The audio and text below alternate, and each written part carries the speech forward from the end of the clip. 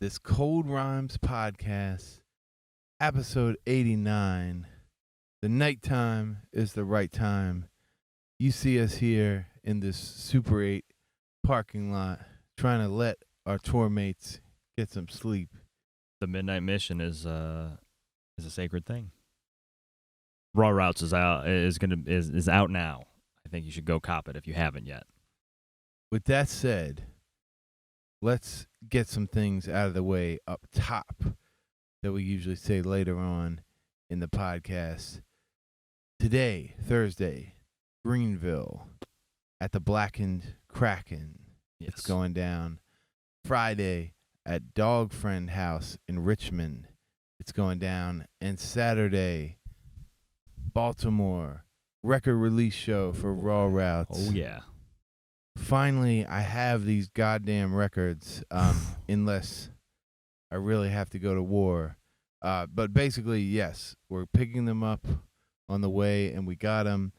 And all these orders will be going out. Sorry to everybody for the delay. Thank you for understanding. And that's what's going on. But do not be any type of clown that, wants to go to this Baltimore show and just doesn't because Netflix or the bar or whatever else. It's bullshit. Enough nonsense in 2019. Let's get it together as a society. Mm-hmm. So that's what's up, man. We're feeling good. Tell me, man. You were saying you thought these tour tips might be a good look off the top. We've been on the road for a while. What are you thinking is a good tour Yeah, tip? well, I think I think I suggested if we had one tip each that we could lend to the people, because I know a lot of people talk about, oh, I don't know how you do it, or how do you do it. People are always asking questions about the road, and I think it's multifaceted. I don't think there's one easy answer. I guess I didn't really think about the question before I posed it. Do you have one off the top of your head while I try to put one together in mine? All right. Well, I'll say this, and this is something I heard somewhere else, but it made so much sense to me, which is basically don't reevaluate your life on tour. Like, That is a good one. like there's so many instances like the back end of entertainment is just like so sad. Like I feel like every backstage, whether it's like a huge place or a small place, like when you see like what's behind the curtain, it's just kind of like, It's like you don't want to. yeah, it's like wah, wah, wah, and like, but those things, there is like a loneliness there. But first of all, I think the loneliness, like in these folk songs, they talk about like the lonesome valley, like you got to walk this lonesome valley and all that. And I think that part of it is good to experience in some ways, but when there's nothing good about it and it just sucks, like essentially like cause it not to mean anything, or not to mean anything bad. Yeah. Because you're there to do what you came to do before you ever saw this like sad concrete room that you're in, Sure. and keep as kind of like corny and nothing as it might sound, like keep believing in what you're bringing to the table. I think that's those are all good tips. I guess mine are along the similar lines. One, my friend Dante had told this to, I believe he told it to Eddie, and he basically said there's no bad show. So that's one thing I try to remember, is that any show that you do, you're learning something from it, whether it's a good show and you're learning about why things were effective and why things worked out so well, or if it was a not so good show, that if the attendance was bad, or if there was a lot of miscommunication, you learn and you move forward. I think getting stuck on one show or something. And everybody has, different times on the road where they get down or whatever, and that's just going to happen the way it happens in life. But I think you have to just remember that there's no bad show, and you can just bounce back. And so that's one thing I try to keep in mind. I try to just stay positive in general. Things, and also I guess my main tip would be accepting of the fact that you have to let a lot of your comforts go. The road is every night is a little bit different, and you're stepping out of your comfort zone a lot of the times, whether it's where you're staying or where you're performing or who you're performing with. All of these, they're all different variables, and they can all just throw you off. And if you're not prepared for it, you might get really frustrated or sad or angry. And I just feel like you have to kind of let a lot of those things go and understand that you're not going to get your way most of the time on the road. If things work out, that is awesome. And we've been fortunate to have a lot of really good shows. But there's been ones that, from an outsider's perspective have been trash. But that's okay. That's tour. It's like you're not, we're not fucking Travis Scott or something. We're not playing to these amphitheaters yet. But so it's a mixed bag. But I think I like doing it. I like performing in different places. That's just a personal thing. Some people like just performing in the city that they live in, and that's totally okay too. But I like getting on the road and seeing new faces. And if it's a smaller crowd, learning how to rock a small crowd. Also, the other thing that I've been saying to people is we don't perform for the people that aren't there. Right. So if you're at home dicking around on Hulu or whatever, I'm not performing for you. I'm performing for the people that came out, and you want to be conscious of being supportive of those people, or and appreciative of them that put their money down to see a show. Give them the best show that you can, and don't be boo-hooing that there isn't more people, because that's none of your concern. You should rock the people that are there, and be thankful that they came through. So those are I guess those are a couple of tips that stay in my head that keep me going. Oh, and also one last minor tip for people that are at the shows: don't say why there isn't people at the show. Yes. If you're booking a show, or if you came to the show and you say, sorry, Wednesday is a hard night, you got to come out on Thursdays, because that's when a lot of people come out.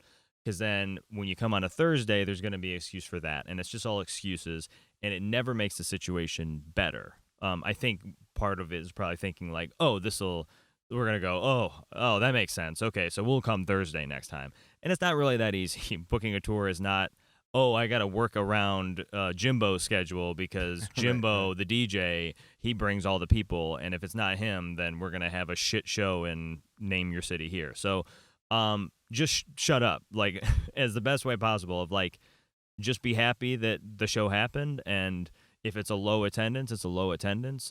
But anything you say is actually just doing the opposite of what you want it to. That's true. That's true. I have one tour question for you. All right. Because, and I was actually going to ask you this off the mic, because I was just thinking about it all day today. But, are we still rolling? We are still rolling. Okay. Stop me if we're going over here. Okay. But I was thinking about how I feel like you're a very present performer.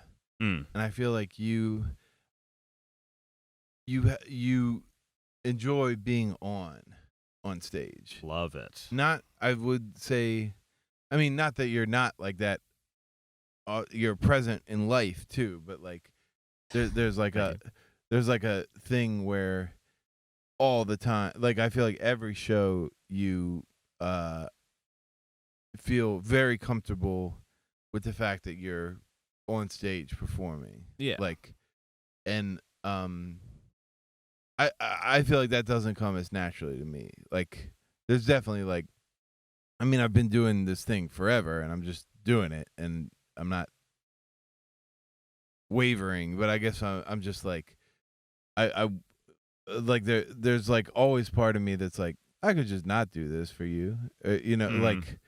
like I feel like I maybe don't have the same thing as like to entertain the crowd is my dream or so like Uh-huh. and I just wonder like how you foster that in the way that you do. Uh, I just kind of I'll try to read the crowd and just get the vibe. And I just like doing it. So it's like if sometimes big shows are fun and sometimes small shows are just as fun because I just try it just poses a different challenge because I'm trying to just do what I do. Um, and it's just I've always been entertaining. I feel like for as long as I can remember, for either the family or friends of my sister or whatever. Like it's just kind of been inherent. And I just try to be lighthearted with it because again, like if you take yourself too seriously, like fuck that shit. Like there's no like the world's ending, folks. True. So I'm just like, let's just have a good time and like, and just see where the show goes. And that doesn't mean I'm gonna be like, tee this is ha ha ha, but like, Right. but I want to like. I'm gonna have fun with it and be as loose as I can, and I'll just do like I stretch a little bit. I do a little kind of like dance thing. Like I just have like a mode that I kind of get into, and I like performing. At the end of the day, I just think it's fun, and I want other people to have fun too, whatever that is, whether they're dancing or sitting still. We ran out of space. Back in action. We ran out of space on this computer, but It happens. It happens. yeah, we gotta cut to the chase here. But I do want to ask one follow up question, which is, uh, okay. I heard a story one time about at a karaoke thing.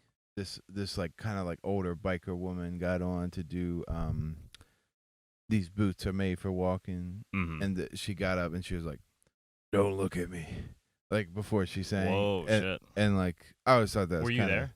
No, Oh, someone was okay. just breaking it down. But I was like, that's how I feel a lot of times. Mm. But like, how do you deal with that side of yourself? Because I feel like we all have it, where it's like, Don't look at me. yeah, That's most of my day, I think. Mm. And so I think that's the only time that I want people to look at me is when I'm on stage. Like I don't have a Same. lot of mirrors. I don't take a lot of selfies and like overall I just don't want to look at my face. But I think just performing, I want people to pay attention to these songs because that's why I'm out there is to like hey, check out the new album, Approaching Land, out now. Check out mr.bandcamp.com. I got those vinyl. But I want you to check out the merch. I want you to get down with the cause.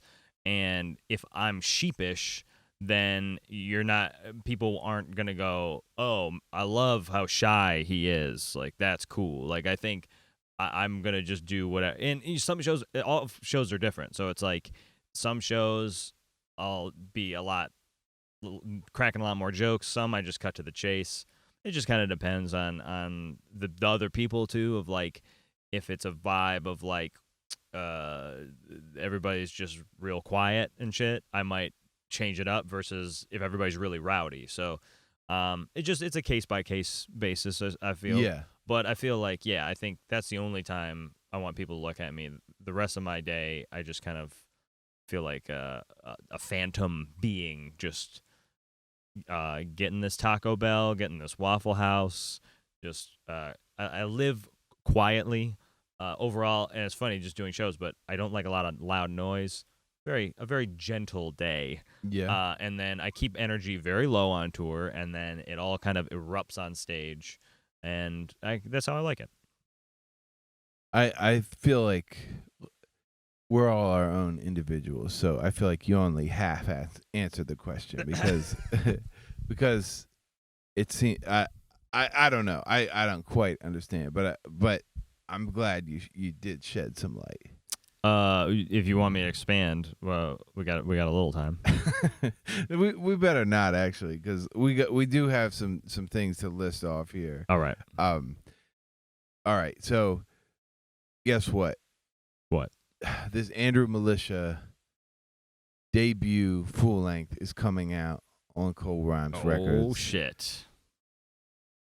I'll tell you what. It's the release show is October 4th. Can I tell you the venue name? No, because here we are in this van in the middle of the night. But like it's in Philly. peep coldrhymesrecords.com, and we'll make sure to have the flyer up there starting Thursday. But real excited about that release. You don't get to hear the music if you're checking this out on YouTube. No. But go on to SoundCloud or any other place, and you can hear the second half of the show where we play the music. I'll put the website at the bottom here. We'll go like down here, check it out, and then there will be a loud explosion at the end, and they'll have the website as well. Tight. And we're gonna remind you again, Saturday, the 21st. That is the Raw Routes record release party. It's also at midnight will be this birthday for your boy. Ooh, boy. So come out, or we're gonna do bad stuff to you. You gotta get the boy a strawberry milkshake. What else? What else would you like people to bring you? Man, bring those positive vibes. Just positive vibes. Yeah. That is actually all we want. And bring yourself. Bring your soul to the function. Yeah, please. And remind them of these, where they can subscribe to this Cold Rhymes and all that real quick. coldrhymesrecords.bandcamp.com/subscribe.